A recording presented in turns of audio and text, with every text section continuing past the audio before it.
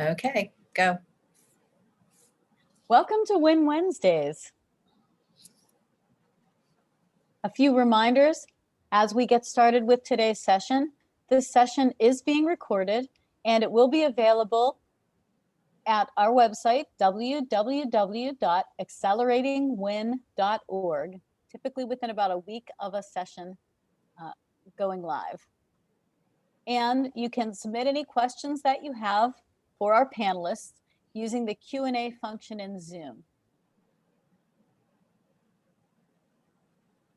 The Women in Industry Initiative is part of the Roland School of Business at Point Park University.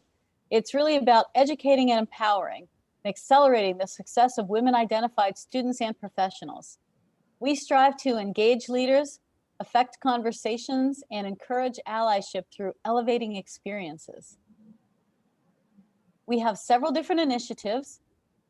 The Win Wednesdays virtual speaker series is what you're engaging in now. We also have a Fireside Fridays virtual discussion series, typically on the first Friday of each month. And every March, in conjunction with International Women's Day, we host Accelerating Women in Industry, a half-day workshop. You can also support the work of our Women in Industry initiative by going to our website and sponsoring one of our programs. I'm Doreen Saletti, here with Sandy Mervosh. We are members of the Roland School of Business faculty and your hosts for today's session. So I'm going to turn it over to Sandy so she can get us started. Thank you, Doreen. I would like to take this opportunity to introduce our guest today. Our first guest is Myah Moore-Eyrich. She joined Merle Private Wealth Management in 2020.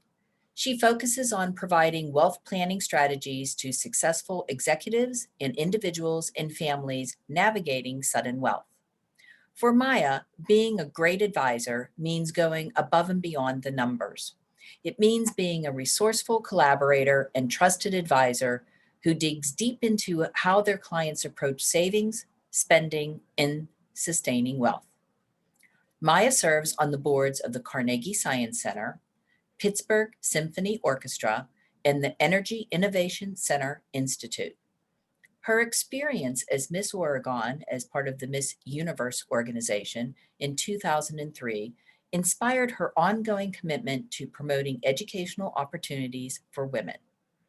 Previous to joining Merle, Myah was an executive director at J.P. Morgan Private Bank and also worked at PNC Wealth Management. She has held several senior roles at Columbia University, where she advised families on philanthropy and estate planning solutions. Myah received a BA from Lewis and Clark College, an MA for Columbia University, and a joint international MBA with honors from Brown University and IE. Also joining us today is Shiv Sethi. He joined Merle Private Wealth Management in March of 2020. His practice focuses on helping sophisticated individuals, families, and businesses preserve and grow their wealth in support of their goals. Shiv utilizes a long-term approach focused on developing deep and personal relationships with his clients. He believes spending the time to discover what is most important in their lives, both personal and financial, allows him to be the best advocate for their ambitions. As a first-generation American, Shiv is deeply committed to supporting diversity and inclusion efforts across his professional and personal life.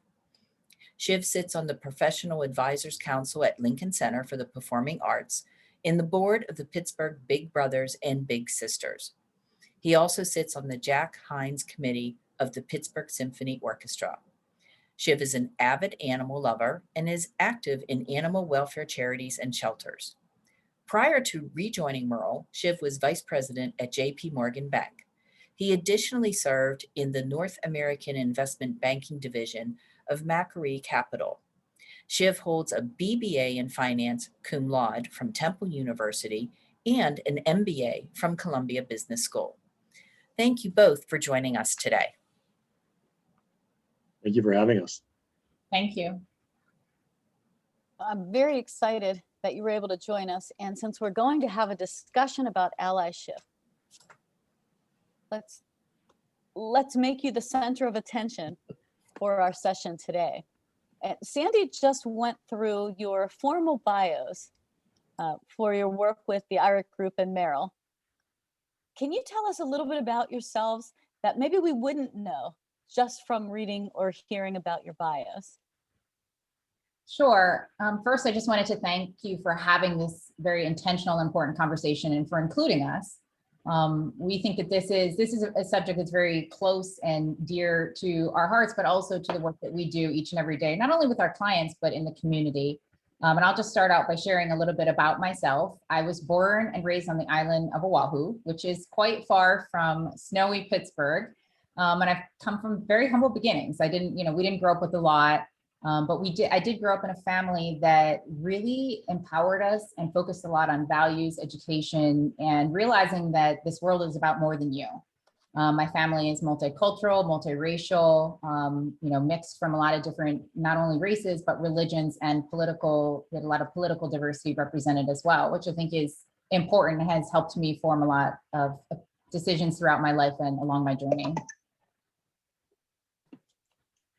I think Myah is probably wondering why she ever left Hawaii, given the weather in Pittsburgh right now. But thank you guys again also for having us for this important discussion. I'm really fortunate to be here with Myah and talk about some of our experiences that hopefully are relevant to the audience and to you guys. I'm as you mentioned in my biography, I'm a first generation Indian American. My family immigrated to Pittsburgh in the 70s. We've owned and operated a restaurant here for almost the last 25 years. So kind of growing up in an entrepreneurial immigrant family really gave me a skill set that I've been applying throughout my educational and my professional career, to be ambitious and to be advocates for other people and to work hard.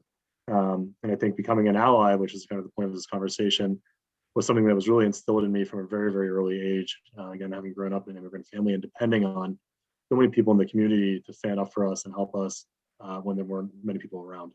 So really excited for this conversation, and we hope that there's some good takeaways here for the audience. Well, we're so excited to have you, and we're glad that you're willing to share some time with us today, because we do believe that this is such an important conversation. The idea of being an ally and moving to the role of advocate is so critical for workplace success. So one of the questions that we were wondering about is, you have very different backgrounds and you crossed paths, it sounds like, a few times throughout your career. So how did you meet and how did you end up collaborating in this way through the IRIC group? Yeah, so I'll start off, and I'm sure Myah might want to add on. So Myah and I met at JP Morgan. I was actually working in New York City in the private bank, and the private bank was opening its first office in Pittsburgh. So they were naturally looking for people that had a nexus or some sort of connectivity to the area. I was really eager to come home to be closer to my parents. So it seemed like a natural fit to come home and help launch the office. Although leaving New York after 14 years there was also a big change for me. I happened to meet Myah in the Pittsburgh office after I moved there. She had also relocated from Chicago with her family. And we had really honestly instant connectivity. I realized right away from the get-go that our values and our ethics are very much aligned. The way that we want to work with clients and the way we want to interact with our community and our friends and the people around us was very, very similar. Myah was really someone I looked up to the first minute I met her. Her values are very reflective of my own and the values that were instilled in me growing up. So it was a kind of fortuitous professional connection moving here to Pittsburgh to open this office, but very, very glad that I raised my hand to do it and that I was fortunate enough to connect with Myah. Oh, that's really exciting. It's great when you have that values alignment and you have that connection with someone where there's that level of trust that allows you to work effectively together and to be willing to even venture out and, work through a new adventure together. Absolutely. Absolutely. Myah, was there anything in particular that, related to Shiv that helped you to know that he was definitely someone that you wanted to continue to work with? In financial services, and we didn't discuss this beforehand, right, Shiv? So you don't know what I'm about to say, but in financial services, it can often be sometimes a toxic environment where you meet a lot of people that may not necessarily have your best interests at heart or make decisions not for the true benefit of their client. And so naturally, through the course of my career and my journey, as I've met those people that truly get it and seem like they have the best interest in the client and truly at heart, but also the people that just understand that they understand their purpose and realize that they need to think through, how they navigate and how they lift people along the way. And so when I first met Shiv, we had a lot of very intense conversations, right? Because I think when we met at an inflection point, one that he didn't really discuss in great detail, but the inflection point was our values were being challenged based off of some local leadership and some things that were going on that we were witnessing. And for us, we had to make the decision, individually, and then some of us maybe collectively, right? Depending on each circumstance, what are you going to do? What do you stand for? And, what are you really about? So I think as I watched Shiv navigate a lot of things and how we constantly stood up for others, I think that was the true moment where I realized, like, he gets it. He's a really solid human being. And outside of work, we're going to be friends. And what is that going to look like professionally? I don't know, but he's somebody that I want to continue to get to know and to partner with. Yeah, financial services, like many industries, has a long ways to go in terms of equity, equality across both racial and gender spectrums. I think I really applaud Myah for kind of standing up for her values in an environment where she felt, they weren't aligned with her workplace. And it's not easy to leave a job to start something brand new, particularly the venture we're creating, which is extremely entrepreneurial. And I'm sure Myah will talk about it a little bit later. But, wealth management is a very broad term. And the way that the work that we do with clients is very broad. Typically, people, when they hear wealth management, they just think about investments. And when people hear about investments, they think, okay, the mark of a good wealth advisor is, are my investments going up? And Myah really kind of raised the question, and I agree with this very much, is that, you can measure your investments on a scale, but are your values aligned with the things you're doing with your money? And it's very hard to put a quantitative benchmark behind that. And a lot of advisors don't ask that question. And a lot of banks don't ask that question because typically there's not a profit number behind it. So I'm really proud that, that's something Myah and I connected on early. It's the way that we want to work with our clients and the way that we're building our team out. But really looking forward to Myah expanding a little bit on how the team came together later. But I think it's a really fascinating story.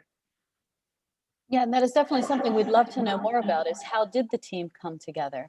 How did you go about, because the two of you have this ongoing relationship and you were able to come together and collaborate. But the team is more than just the two of you. So can you talk a little bit about how you built that team? Yeah, so I think for me, I was really interested in finding a way and creating a team that looked a little different, a team that was meant to be, the sole purpose is to empower clients, right? And to create an environment where a client can feel heard, respected, where this empathy exists. And usually when you're talking about money, we're talking about in very personal, very, trying to think of the best way to describe it, but something that's incredibly intimate. Because we're not only talking about the investments like Shiv talked about, we're talking about the growth of your family, taking care of an aging parent, the next career decisions you're going to make, the spend that you have to have maybe because somebody is ill. I mean, there's so many other facets to this. So for us, we really wanted to create a team that was, yes, the smartest, yes, the most dynamic, right? But also those that really, really realized that this was about more than themselves.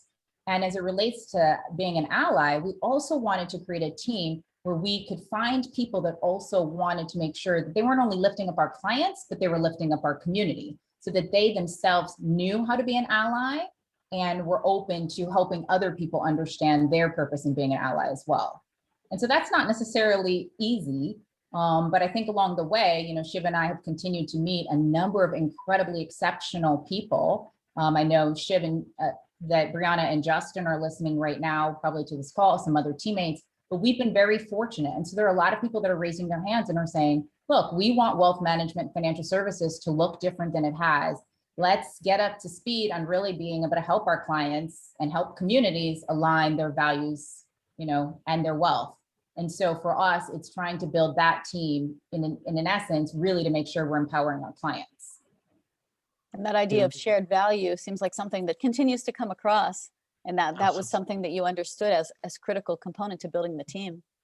Absolutely. And just to piggyback off that comment, I know I mentioned this a little earlier, that wealth management, particularly within financial services, is a industry that's been very stagnant in terms of growth in gender and racial diversity. And that's a problem for many reasons, and probably for many institutions, because demographically, things are changing whether the banks like it or not. And what Myah and I found is that often clients want to work with people and advisors that have experiences and viewpoints that are similar or somewhat aligned to theirs, and that they can relate to.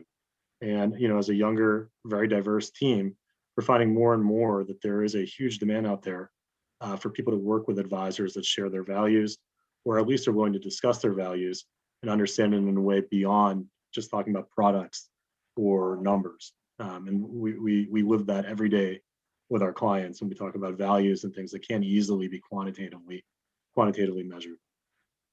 I think I would just add that I think it is important to know that when we talk about diversity, we're not just talking about racial diversity or gender diversity. We have different political views on our team. We have different religious views. We come from very different types of backgrounds, different parts of the country. I think all of that adds a ton of value for your client, because you listen differently, right? You're paying attention to different things. You're able to not only help your clients, but we're constantly teaching each other and challenging each other. So we're performing at our best. And that's why study after study have shown that diverse teams perform better. And it's because there's no group think. There's more innovation for these reasons. Yeah, and that idea of trust within teams, when you have that level of diversity, is really critical in terms of being able to trust and be comfortable with each other, to be able to share those diverse perspectives and continue to build and support each other. That's fantastic. Now, Shiv, you mentioned allyship, and Myah had talked earlier about the role of allyship in the team and knowing that, there was this need to be an ally. Can you talk a little bit about the role that you've played, Shiv, as an ally to members of your team? Yeah, and I'll backtrack a little bit just to start from maybe earlier in my career. I started in an analyst development program during the financial crisis, and we used to have this thing called a bullpen, and all the analysts would sit together, and we'd be staffed on different projects depending on what was going on, and it was a highly competitive environment. To be frank, it lacked diversity, as Myah had alluded to, specifically gender and racial diversity. And people were very cutthroat about trying to advance their careers. And one of the things I learned early on is that trying to get ahead by putting other people's down or using them to launch yourself forward is a really short-sighted way to advance your career. And what I found was building meaningful relationships with people my age or not my age, maybe above my title or below my title, has been really helpful to me in my career moving forward, both laterally and vertically. So, as I look at, what I do on my team currently now, as Myah mentioned, we have a diverse team in terms of political viewpoints and racial backgrounds. I try to be as open-minded as I can in every conversation we have and hear the other person out, because there's very rarely a right or a wrong. There's usually a median that we can all agree on, that we think is a good middle ground, and this is how we move our team forward.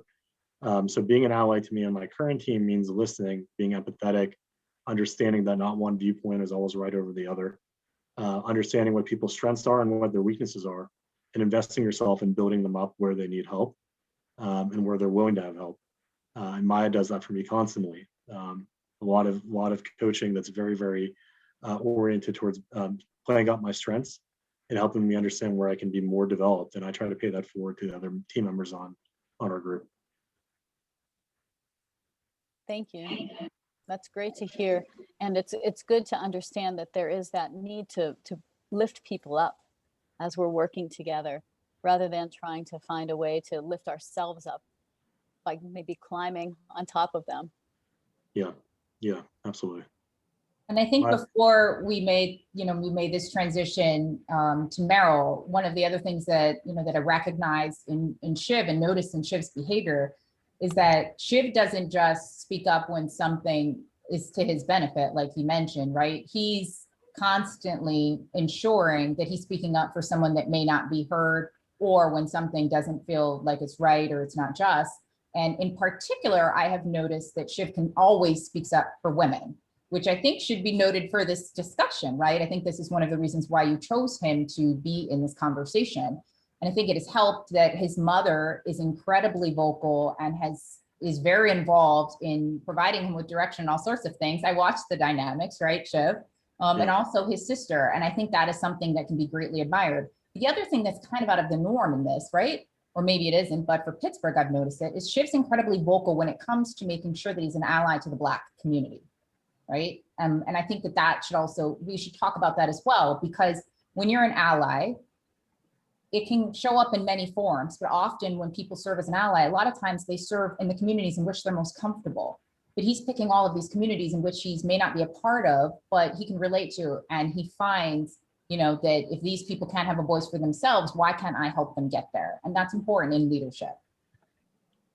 Well, I appreciate those words. It's always been a goal of mine to advocate for minority communities.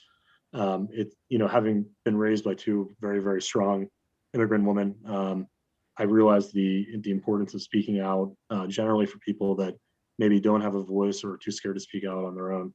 And there's been countless instances of things I've seen in the office, in the workplace, prior firms where, I've spoken out about things that I just thought were unacceptable, whether it was things that were said or the way things were done. And usually it's speaking out to people that are, say senior levels above me. And while that's not an easy thing to do, and I don't expect someone to just pop into a role and do that, I've always found it's better, and my conscience feels better knowing that I've tried to do something rather than just staying silent, even if it's at the short-term expense of my, next promotion or my next project. My parents have always taught me that, wealth and things like that are temporary, but your values are really what define you at the end of your life. And, I always want to make sure that, I have a conscience that I can leave behind, knowing I did the right thing and I stood up for those that needed the help, because I know that ideally they would do it for me, and they have done it for my family when we first moved here. It sounds like you have a really strong ethic of care. What I'm hearing, and I'm really excited to hear this, is a definition of allyship that has a depth to it that we're not seeing in literature. The way they define allyship is very narrow and not nearly has the amount of depth that the two of you are using to define allyship. So if you could, not to put you on the spot, but sort of, we'll start with Myah, and you can contribute, but how would you define allyship? Because from what you're saying, I'm hearing allyship has a lot to do with values and ethics and respect. So if you could just define allyship for us. No, I mean, and that's a great point and a good question. I think this is kind of a twofold conversation. So it's being an ally and then being an advocate, right? Or even sometimes in some sense a sponsor. So an ally, I feel like, is someone that's going to be there, provide you empathy, respect, support through difficult circumstances, or just more of like in a support mechanism. And then the next step would really be, so I should probably describe Shiv as an advocate or a sponsor, because he speaks up when it's maybe unpopular, or when he wants to champion or on behalf of someone in a certain circumstance. And so I think that's where you draw the line. An ally is there as kind of a support, tries to hear something from your perspective, but an advocate is someone who actually is taking action to help you progress or to stand up for you, to be a champion for you. Yeah, I'd agree with that. I do think the ally aspect of it is more listening and being supportive. I think the advocacy is really the action item, right? What are you doing to promote the ally? What are you doing to speak up, particularly in external environments? I've had a lot of allies throughout my career that were one-on-one relationships. Many of them turned into advocates to right general injustices or wrongs in the workplace, advocating for causes and taking direct action to change that. So I would wholeheartedly agree with Myah's definition there. But there's certainly overlap, and there's a progression, I think, in many cases, from an ally to an advocate. And the last thing I'd add is I think being an advocate often requires stepping outside of your comfort zone. You can be an ally quietly, one-on-one. I had many of them that I depended on, and there's some overlap there with mentorship as well. But advocacy to me really means stepping out of your comfort zone and taking direct action to make change. that would be my differential there. Would you mind sharing with us sort of your journey from being an ally to an Yeah, advocate? I think for me, it was a journey of just becoming more comfortable and speaking up in support of things that I believe in. And oftentimes in financial services, maybe like other industries, especially when you're early on in your career, you feel like you don't have a voice, or that your voice is going to be marginalized or not listened to. And that's only true if you don't speak up enough.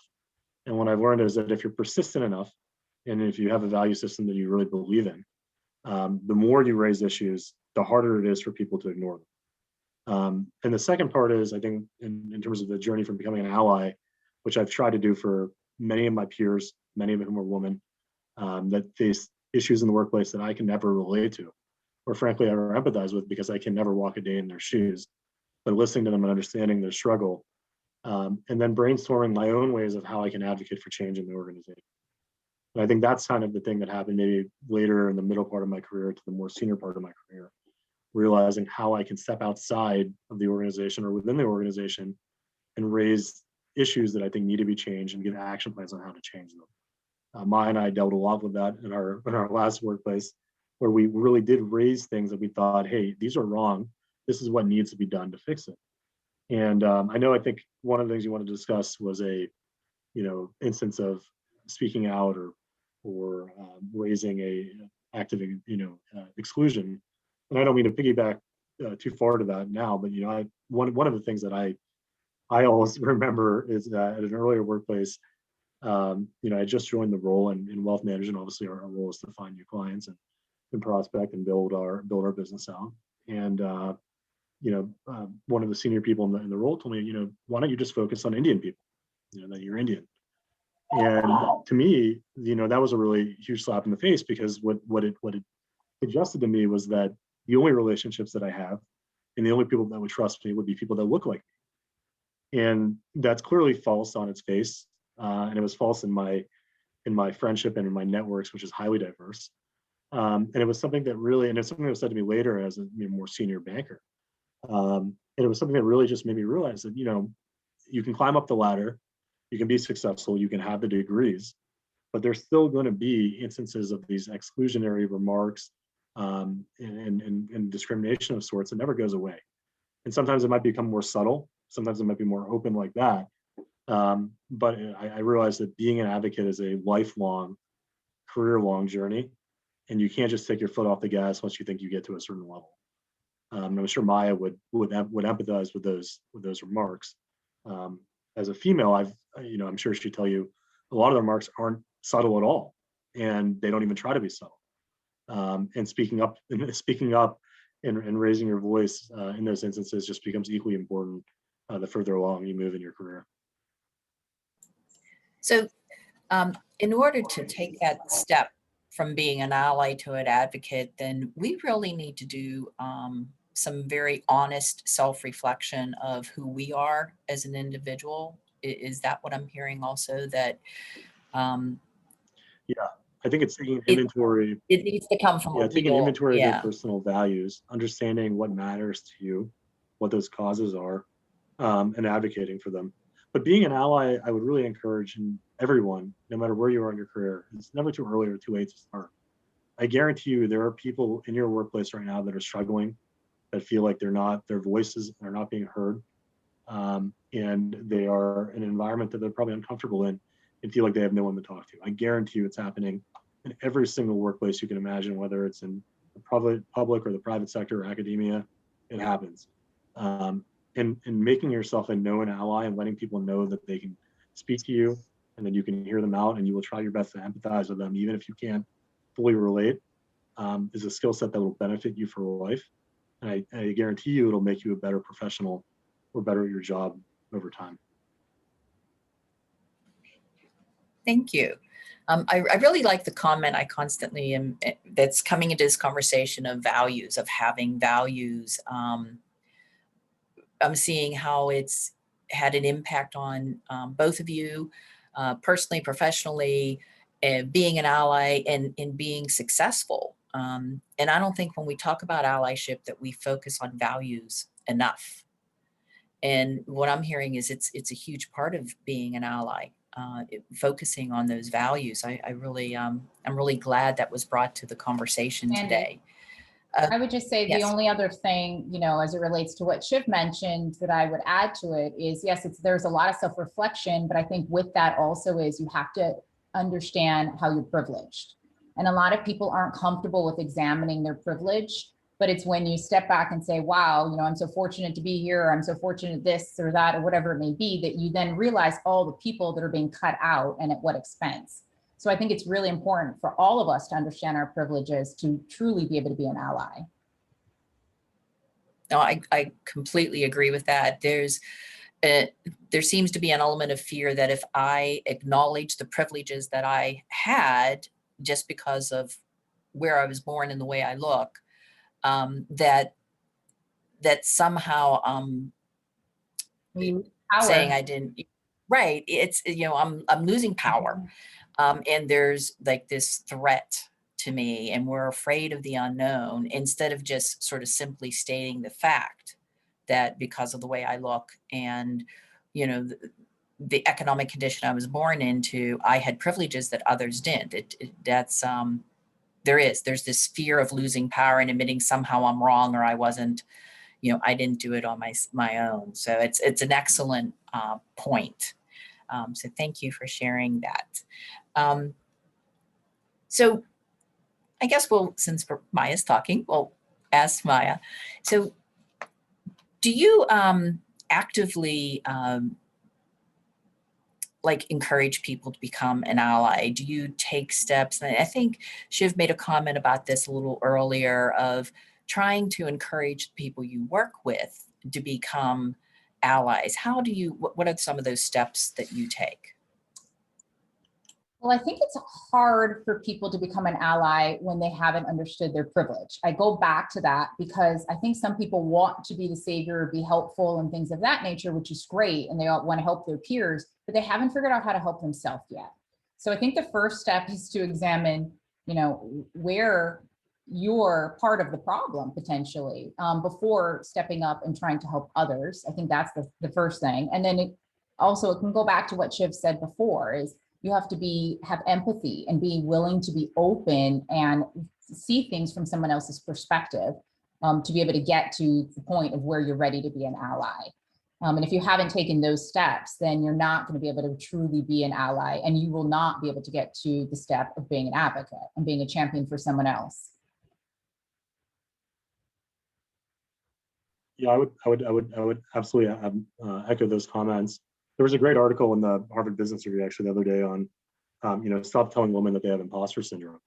And some of you may be familiar with what that means and what it, in a nutshell. I won't go into any deep descriptions, but it talks about these feelings of inadequacy and doubting your self-worth deep down, thinking maybe you're not qualified for your role or whatever that might be.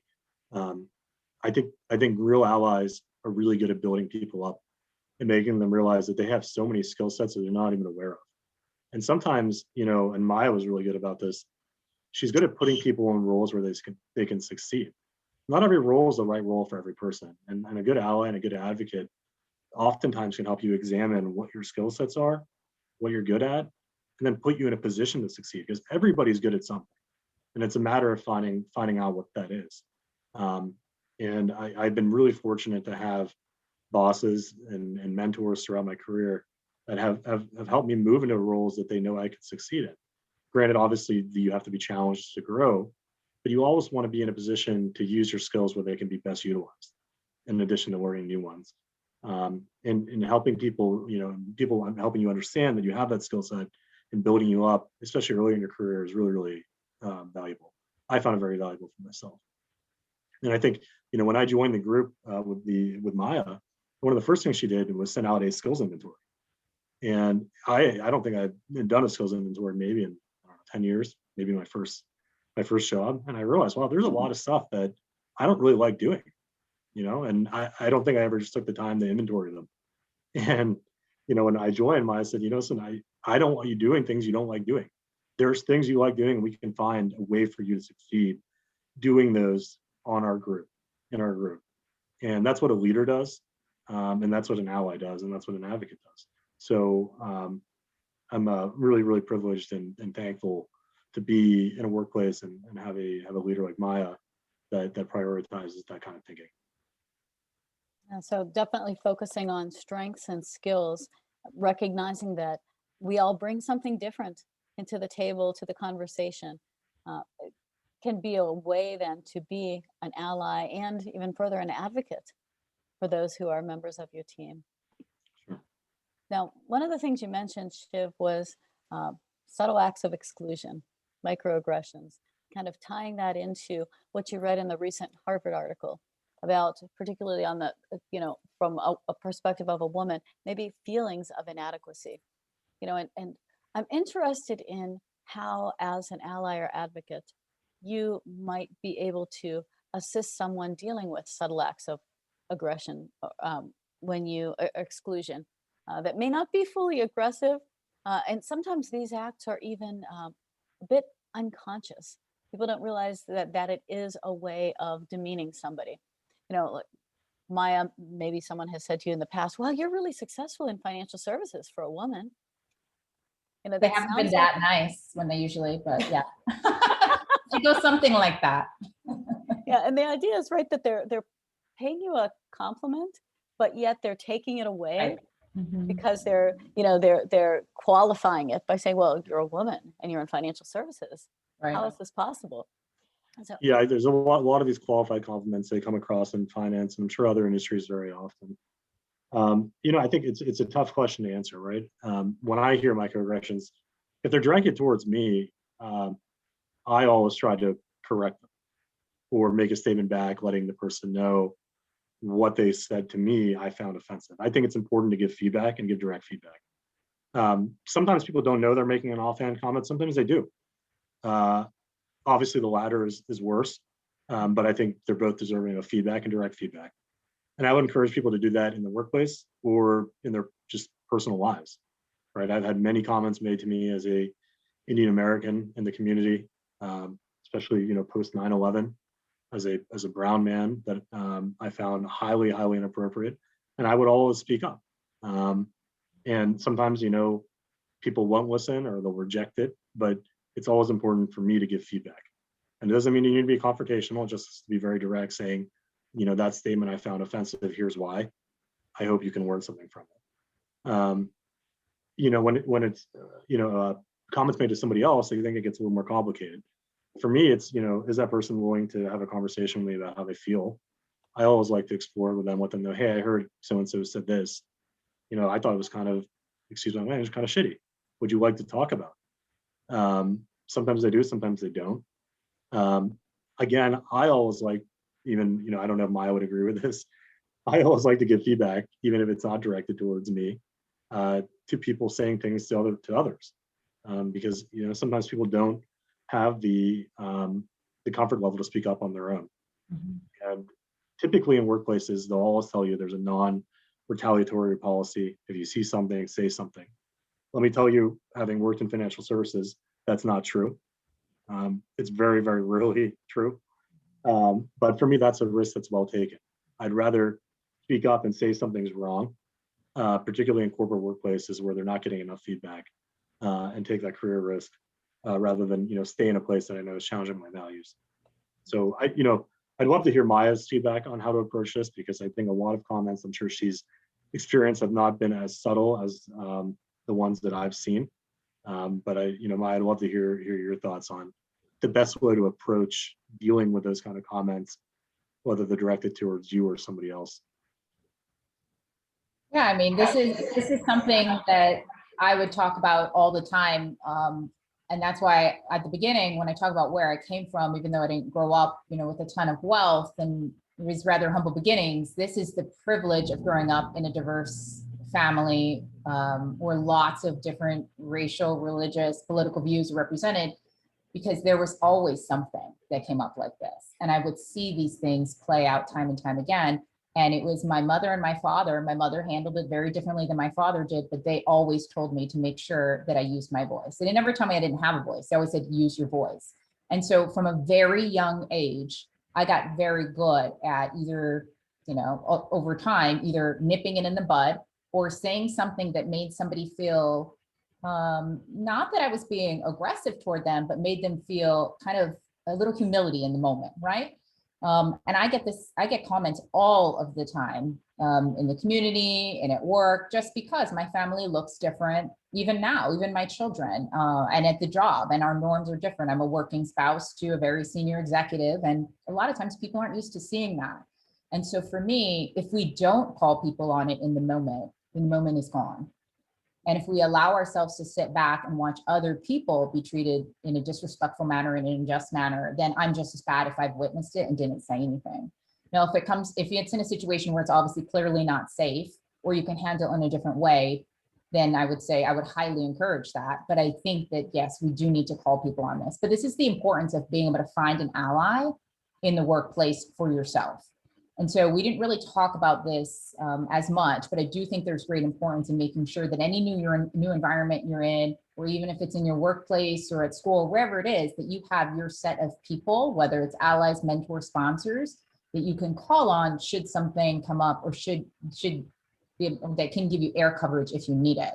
And you may need a different type of ally for a different type of circumstance. So for example, as a woman, and then as a woman of color in a male-dominated industry, I may lean on other types of allies, and they may be men that don't look like me, but I may find them in a unique fashion. So I may in particular look for men that have working wives, that have daughters that are working, right? And because of their experiences, it allows them to understand, like Shiv, where I'm coming from. They're not always completely on board, but you can get them there through some of these candid conversations, just one-on-one. So I do think it's important for all of us to be able to look for allies and identify allies. And sometimes we coach them along the way to get them to where they need to be to become an advocate for us. And I would encourage people that are particularly younger, that are interested in becoming allies, take yourself out of your comfort zone, put yourself in situations where you hear viewpoints or meet people that you maybe wouldn't otherwise have the chance to do. I was really fortunate. I grew up in a restaurant family, serving tables, and you could be a table with a multi-million-dollar Asian doctor sitting at the table, or a Vietnam War vet who helped me write my high school paper on McCarthyism. And I learned so much from so many different people and so many different walks of life, that I was fortunate enough to know that there is no one way to think about things, and that if you don't have an open mind, you have a closed mind, and there's really no in between. And I'm sure that there's values that we all stick to, and things that are important to us that we'll never negotiate on. But it's really, really important to understand that people come from many, many different walks of life, that have different upbringings, that have different socioeconomic backgrounds. I think race and gender are two things that we always box people into because they're easy to decipher, right? In some ways, but class and socioeconomic background, that's something that's very, very hard to dig up on someone from a couple of conversations. It's very difficult to ascertain the circumstances of their childhood or how they grew up without having really, really deep conversations with them. And one of the things that Myah and I learned in building this team is that there's a lot of families that have had unequal access towards the kind of planning they need to succeed. And they might be very affluent or wealthy families, but they've just felt that they were excluded from the process or intimidated to ask for help, and they never knew where to go. And we are trying to build that team that will be there for those kind of families, those non-traditional maybe pathways to wealth, and help them understand that we're advocates for them, that we hopefully come from backgrounds that are somewhat similar to theirs, and that we can be allies to them as they work to build out their financial future. Well, that's a great reminder that we're not just allies and advocates to the people we work with as colleagues, but we can also be advocates to those that we encounter in the community, whether it's in a client relationship or through a volunteer relationship or some other type of service experience. I think you said before, Shiv, once you're an ally, you're an ally. And you don't necessarily mediate that between contexts. Sure. Well, we did get a question from the audience, and so it's a pretty detailed question, so I'm going to read it to you. And it really gets back to kind of volunteerism and your connections to service. So Ashley said, I've been in volunteer management for over 10 years. The discussion in my field is that the current mindset for those looking for guidance on wealth management is that they're looking, where are we? Is that they're looking to invest in causes they believe in. And that entails more than just the financial aspect. It may involve the volunteerism piece. So in the introduction, you both mentioned that you serve on boards of not-for-profits, especially in performing arts sector, and that's where Ashley works.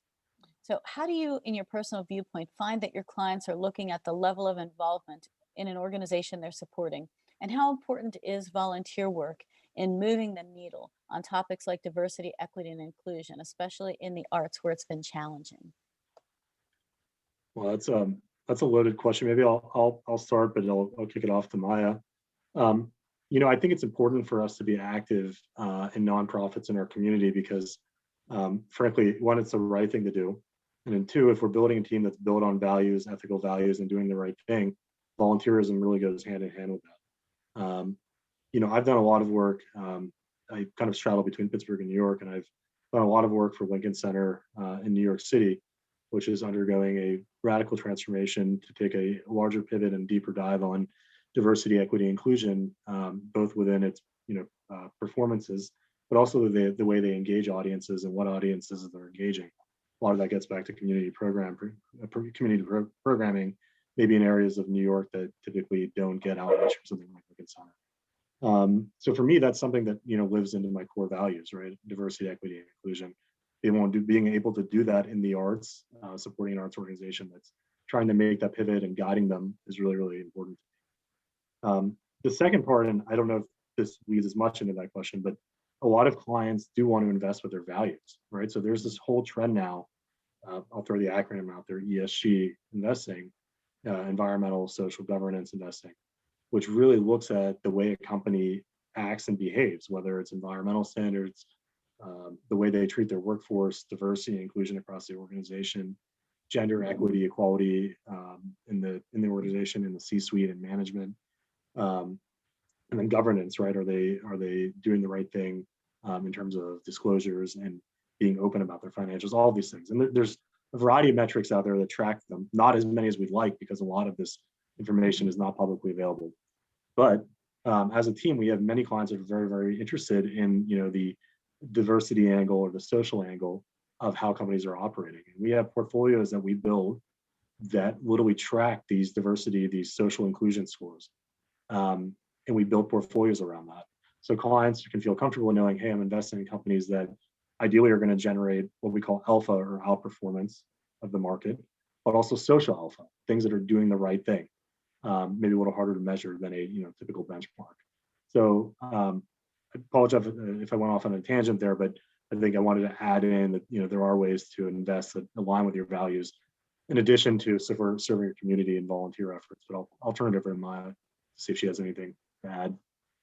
No, I mean, it's a great question, a very detailed one. I was just rereading it again as Shiv was talking, and our team is really about, and everyone on our team is about impact and empowerment. How can we help empower our clients to lead these purposeful, impactful lives? Now, you've heard us talk a lot about individuals and families, but we do work with nonprofit institutions as well, at aligning their investment portfolios and their endowment with their mission, and that's really important. But when we have these conversations, so before financial services, I worked in the nonprofit world. I worked at Columbia University and some other universities, and I really was focused on helping some of the most affluent families. They weren't always that way, understand how they can navigate their wealth so they can have a strategic impact. And so when we think about guiding our clients on their wealth, it's not only the investments that you've mentioned or the banking or the credit, but it's also about their charitable giving and the impact and the purpose that they want to, legacy they want to leave for their lives. A lot of that has to do with strategic philanthropy. So not only do we just focus on where they're giving to, sometimes they need help getting directed to some of these organizations that are focused more on diversity and inclusion, especially as relates to the performing arts, like you referenced, like the Sphinx organization. We might help them find the organization that aligns with their purpose, but we also help them figure out the best way for them and their families to be engaged. It may not just be from, beyond checkbook philanthropy. It may not just be a gift. It could be them serving in a board seat.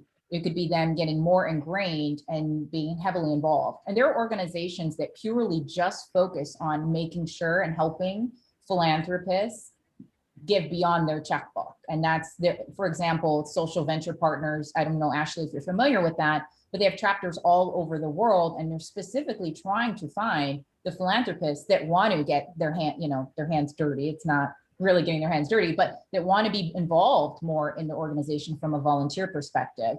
So for us, because our conversations are so intimate around legacy and purpose, we do a lot of coaching around how do we help you with the philanthropy piece, then how do we help you, move the needle from a volunteer perspective. And every conversation, just based off of who we are, diversity and inclusion is part of that. Well, this is exciting. I was going to say, because I think, when we talk about allyship, a lot of our discussion was about allyship toward individuals, but it sounds like this is a form of allyship toward particular causes, like your allies toward diversity, your allies toward inclusion, and supporting these things on a larger scale and elevating them even within your own organization, within your practice. Well, and even the boards that we select, Shiv and I were talking about this morning. We could participate in any board, but we want to make sure that we're able to realize the impact that each one of our respective families on our teams want to have, but also our team as a whole. So we're really focused a lot on STEAM. So anything related to science, technology, engineering, arts, and math, like that's really important for us, and girls' education, right? And how that all fits together. And so we're very intentional about who we partner with, including your university. We're about making sure that we are also leaving our legacy, because we realize that it's about more than us. So both of you personally and your organization are not just advocates personally, but you're also addressing the systemic issue about equity that we see in a lot of organizations. The problem is systemic, and some of the steps you have taken are steps specifically to end that systemic problem that's preventing unfortunately, equity. I think in our society that the best way to challenge systemic issues is with time and money and your dollars. And that can be on the investment side. It can be on the strategic philanthropy, as Myah said, supporting the organizations that you think are combating systemic inequality or injustice, volunteering, just giving your time. Those are the best ways we think to make lasting change. And we try to live that every day, right? Because otherwise, I think we would be unauthentic as advisors if we weren't doing that in our personal life, but guiding clients to do it in theirs. So we try to live that every day and be our authentic selves. And as Myah always says, live with intent. Everything we do, particularly with our time, which is our most valuable resource, we want to make sure we're spending it on things that are intentional and are in line with our values and the causes that we believe in. So as we bring this discussion to an end, which it's, I'm really enjoying this discussion, but it does need to come to an end. What would be your final takeaway or suggestion to leave with our audience, and something that Doreen and I can take to our students about allyship and equity? I'll start. I guess I'll go back to something I mentioned earlier, that it's never too early or too late to start. Find what you believe in, understand your value set, and whether that's writing it down or just thinking about it, and always stick to it. You'll never, ever regret sticking to your values. I can guarantee you that. You may regret, though, moving away from them. So, and that's going to tangent into everything else you do in your career, whether it's being an ally or an advocate. Understand your values, speak up for them, and I guarantee you, somewhere along the way, you're going to become an ally for someone that has a similar value set, whether you like it or not, and that's going to turn into advocacy. So, understand what you believe in it in yourself, and be consistent. I would say, just remember that allies come in many forms, and they can come in from unexpected places, right? I've had a lot of allies be people that I never would have expected. Just be open, and to be an ally, you also have to be able to find allies that can support you in the workplace, but just take advantage of this virtual world, because this is a very surreal time for so many of us, but I also think it's a unique time because so many people are putting information out there about, social justice and what they believe. there's this blurred line between personal and professional, that it could be an opportunity for you to get to know people in a way that you never quite had imagined. And it doesn't always necessarily have to be in your own town. It could be someone on the other side of the world. So I would just say, just be really open.